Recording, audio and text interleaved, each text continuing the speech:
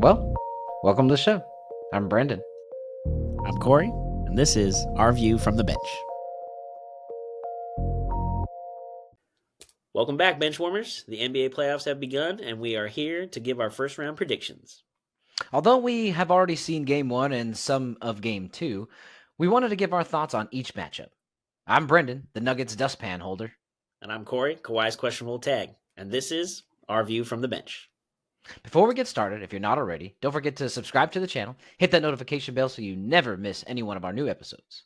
Also, if you could please do us a favor, and if you like what you see here or like what you hear on Spotify and Apple Podcasts, please smash that like button.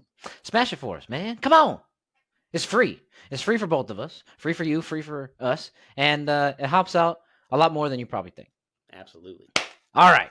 NBA playoffs are here, man. And while I feel like I used to be excited for this because the Lakers, kind of for our lifetime, have been perennial contenders, there just always seems to be like a grain of salt lately going into the playoffs for the Lakers, whether that's, whew, we barely made it, or damn, this is our first matchup. I don't know. But we're here to kind of break them down.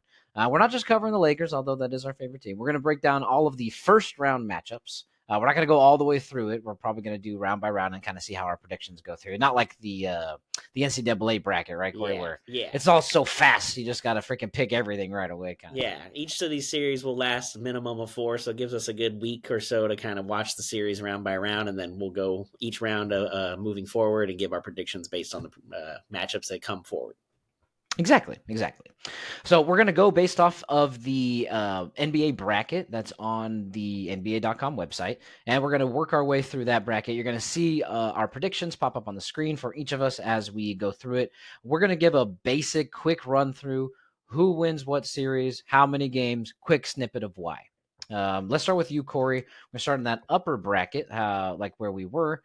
Thunder Pelicans. 1 and the 8 seed. Pelicans were able to basically they switch spots with the Lakers going into the playoffs here. So Thunder Pelicans, how you see this playing out?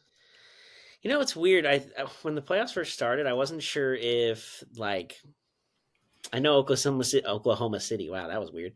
Is very young and not sure what to expect on them. But it's one of those they've been building this team together for so long that they've kind of this group has been together a long time. The only thing they really did now is add Chet Holmgren, and New Orleans is good, but without Zion, I don't think it's going to make them going to be able to win the series. So I have Oklahoma City winning the series. I don't know. I've been going back and forth between 5 and 6 games, but I think I'm going to go with 6 games. 6? Okay. All right. I'm going to run with you on that one too. Oklahoma City, I believe, is the way better team. There's a reason why they're the 1 seed in the vaunted Western Conference. Yeah. Now, albeit it did come down to the very last day. It was a 3-way tie between the top 3, but they were the ones who took it.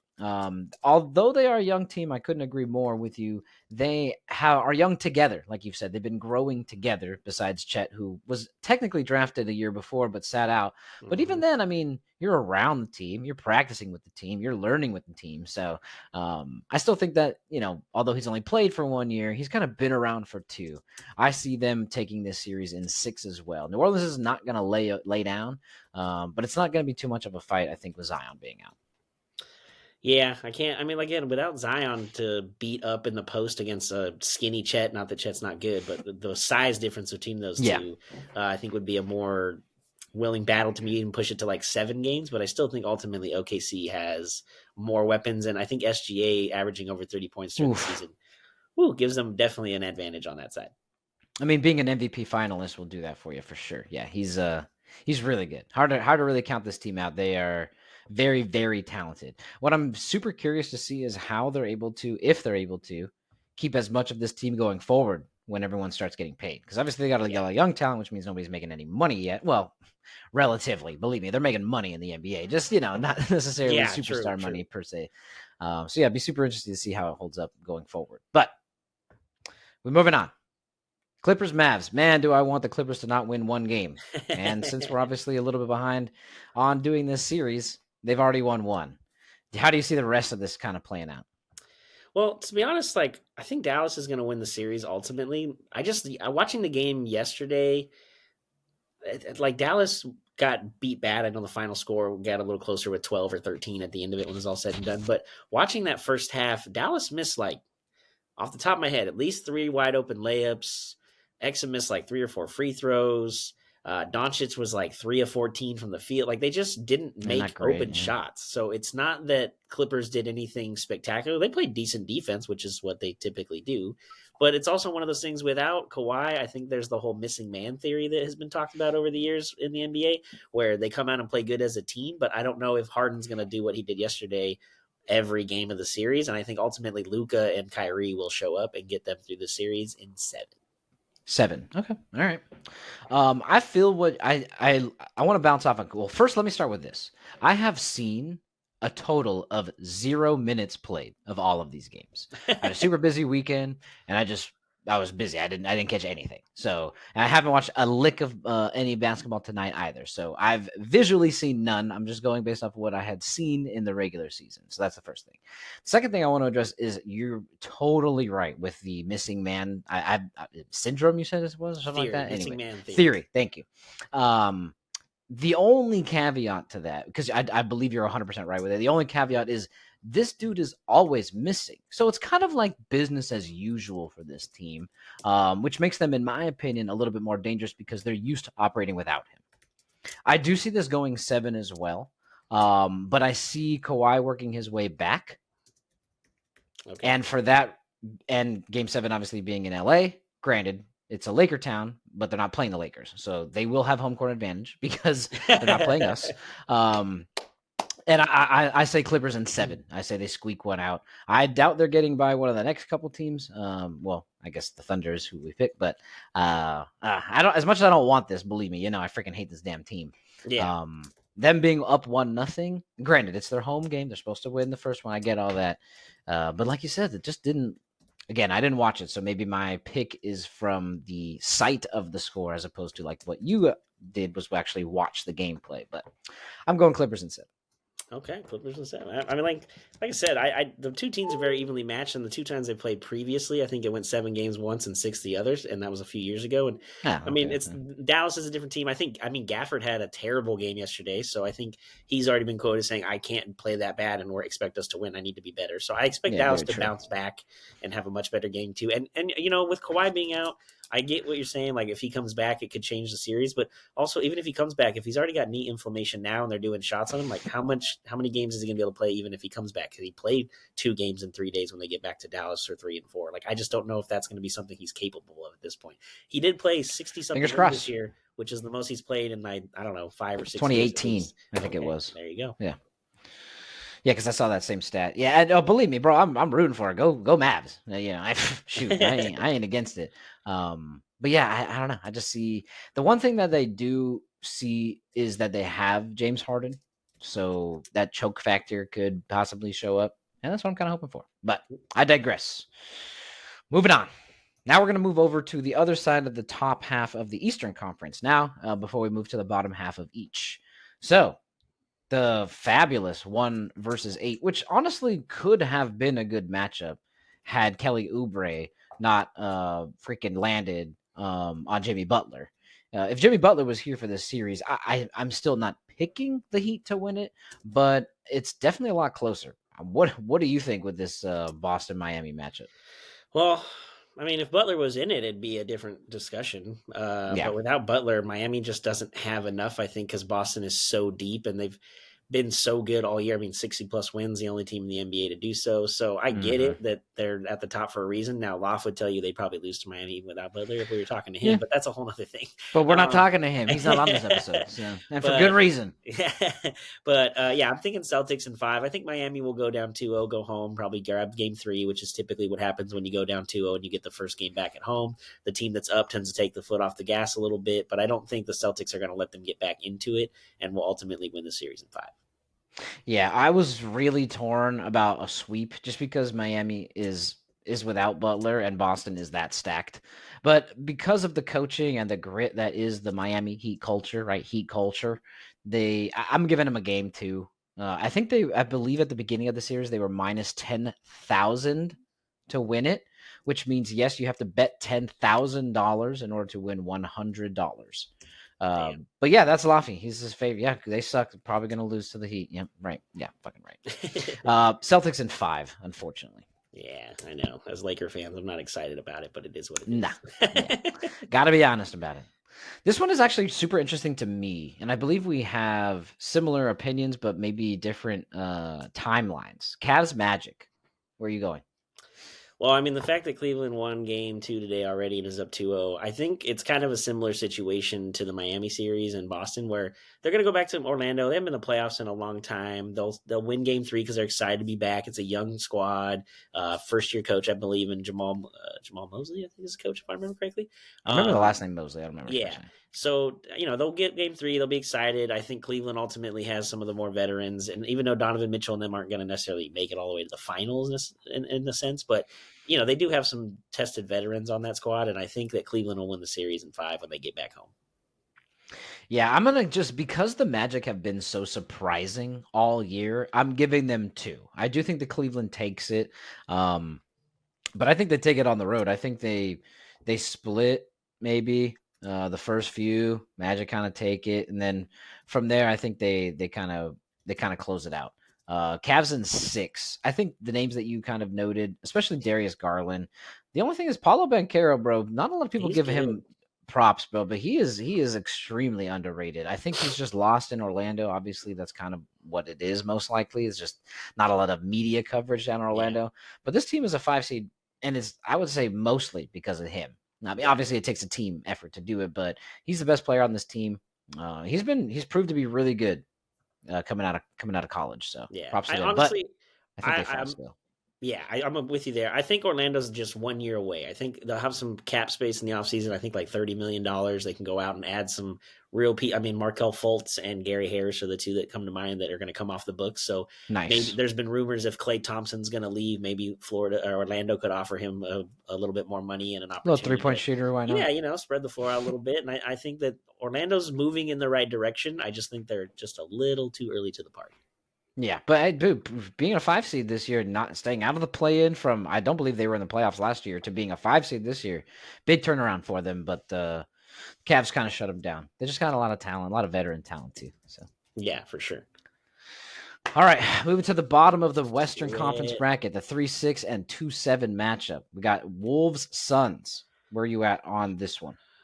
I think this is going to be a long series. I know Minnesota did really well the other night. Anthony Edwards went off. He's playing against his idol or one of his favorite players in KD. So, talking shit and KD smiling. So that's going to be a good back and forth. I just think ultimately it comes down to defense in the series. And although I love Frank Vogel and he's a great defensive coach, I just don't think Phoenix is built for the system that he, at least not very well for the system that he has defensively installed. Nurkic isn't a typical defensive center, and I think Gobert is going to just basically wipe him out, and Towns and Gobert protecting the paint. Unless Phoenix is hot from downtown and outside mid-range, they're not going to be able to beat them 4 times.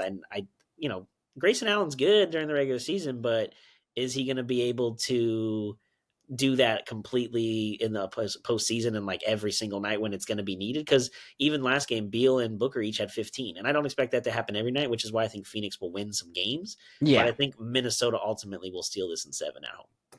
Agreed. Besides Kevin Durant, I truly feel that Anthony Edwards is the second best player, and it's really only because of history do I give the nod to Kevin Durant. At this exact moment, it's almost a toss-up, bro. I just trust Kevin because I know he's been there more. He's got the experience. True. But Anthony Edwards might be the best player on the floor. He's arguably my new favorite player in the NBA, including everybody on the Lakers. I just like this kid a lot. So I'm with you, though, on the Wolves. Just too much. The Suns are too top heavy, and unless they're getting that 3 at 40+% from Grayson Allen every game, I'm talking, making 5 or 6 of them. Mm-hmm. And the 3 big stars, I know they have 4 kind of, but the 3 big stars are the ones that I don't know if you consider Nurkic a star. That's why I'm saying 4 maybe.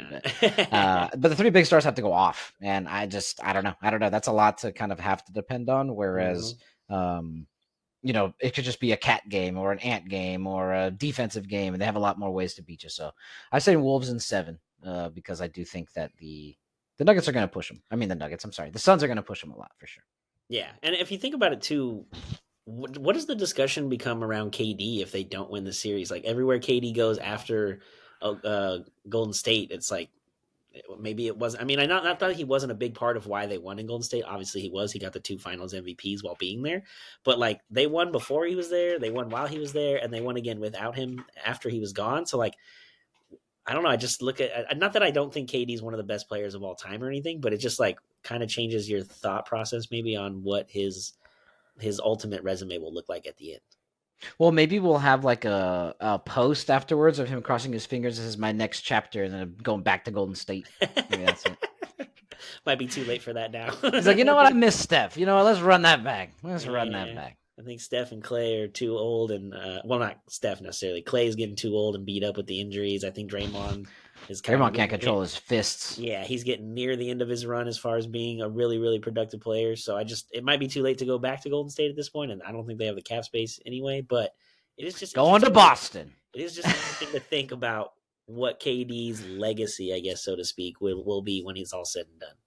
Yeah. I mean, everyone's going to know. People who watched basketball during this era will know that he's an amazing basketball player. Oh, yeah. I don't know if that's ever going to go away. No. To your point on like lists and tiers and, he was only extremely successful when he was with Steph Curry. He was always really good elsewhere, but he was only extremely successful in Golden State. So definitely a question to have. Definitely.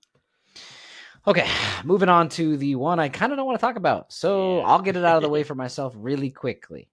As you can see on the screen, I've already selected. There's not a number there. There's just an object there. And it's the same object that Denver used last year when they played us in the conference finals. That is a broom that you see. I am saying Denver in 4. Yeah, I mean, I can't really argue with your theory behind it because it just seems like, especially after game 1, it seems to be the same story every time. The Lakers have an early lead. Denver kind of slowly chips away at it. And then at the last 2 minutes, they tend to take over. They figure it out. I mean, as we're talking right now, we're in game 2 with 2 minutes left. The Lakers were up 18 at one point, and it's down to a 1-point game with 2 minutes left. So it's exactly the same situation. So I can't say I can argue with your theory there. But for whatever reason, I just feel like, at least I did early in this game when D'Lo was going off and they had a big lead, like maybe they can sneak one out in Denver and make this a series, but ultimately still lose it. So when we did our picks, I picked Denver in 7, but I might come back to regret that even within the next 10 to 15 minutes. All right. Yeah, dude, as much as I don't want to, man, of course I don't like Steelers. It's just, we're not it. It's not it. And out of everybody, I know this is the one team that we'd have to go through anyways. There's the talk of, should you avoid him? No, you shouldn't. You shouldn't avoid, because who knows if we even beat the Kings or whoever. You know what I mean? We lost to the Kings like 11 straight times. And then we're out of the playoffs, or at least we have a chance. I'd rather take the chance and live with it. But a sweep is on the way. And if you also weren't paying attention, I could have told you that by my intro today. I was the Nuggets dustpan for the Brew. You did have that early on. All right, let's move on to the final section. Wrap this episode up. We've got the bottom portion of the Eastern Conference. Let's start with Bucks Pacers. This one seems weird because, like, you'd think if the regular season continues, the Pacers are going to wipe them out. Oh, wait, and Giannis is out game 1. This should be really interesting. Mm-hmm. Game 1 was kind of the opposite.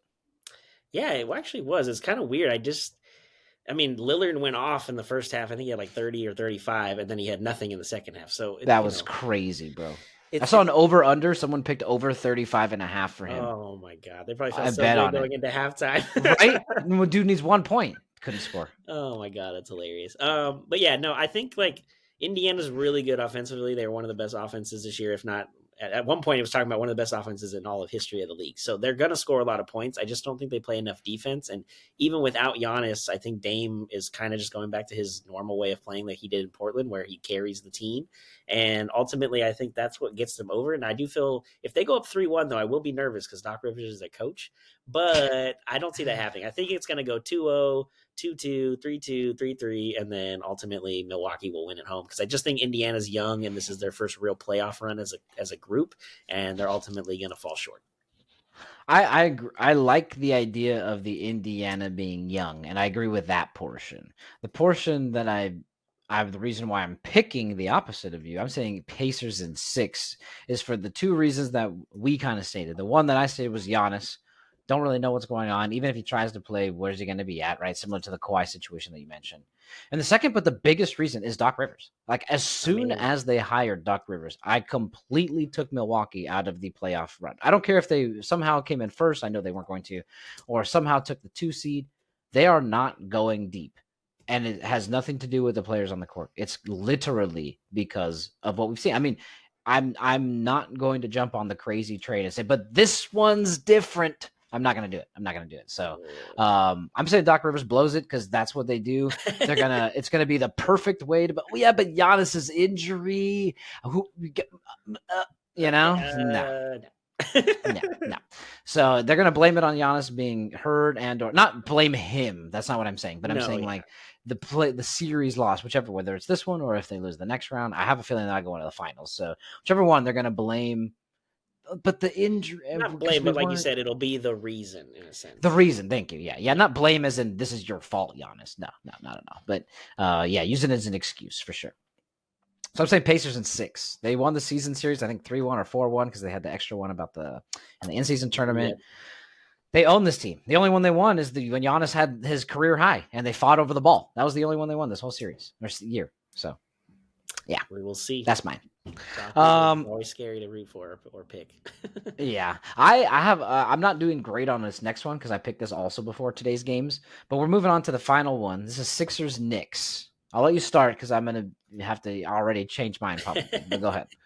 All right. Well, before the series started, I kind of thought it'd be more of a toss-up and a long series, but then obviously Embiid was healthy at the end of the year, but it's one of those like, yeah, he's healthy, but like, is he really going to have enough energy in him to like make a long run in the playoffs? And the Knicks play defense. Like Tom Thibodeau teams play defense. They don't just make it easy for you.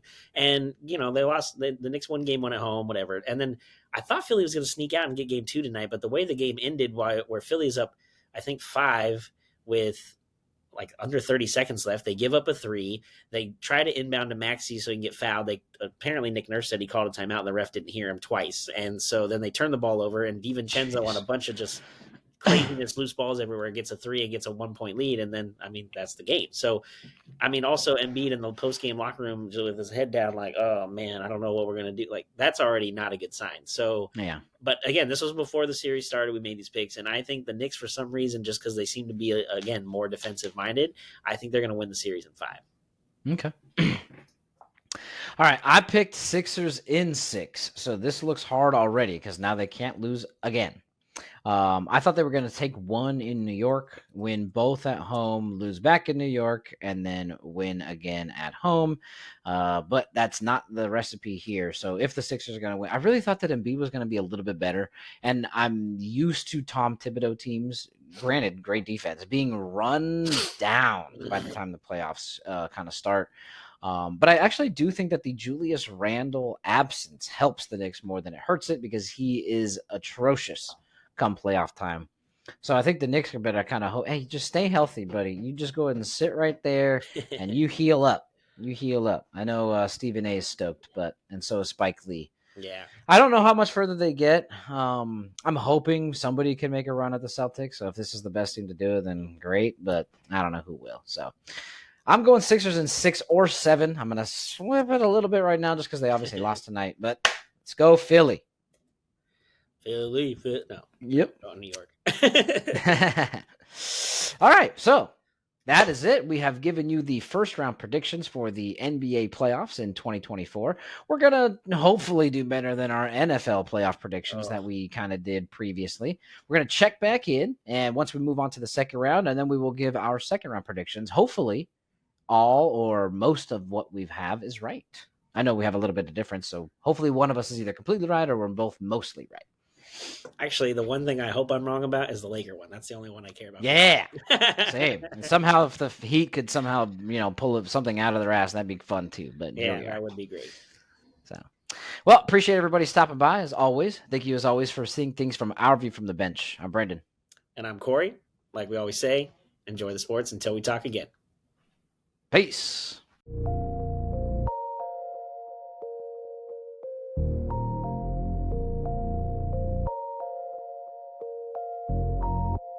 This was a Sycamore Fourth Studios production.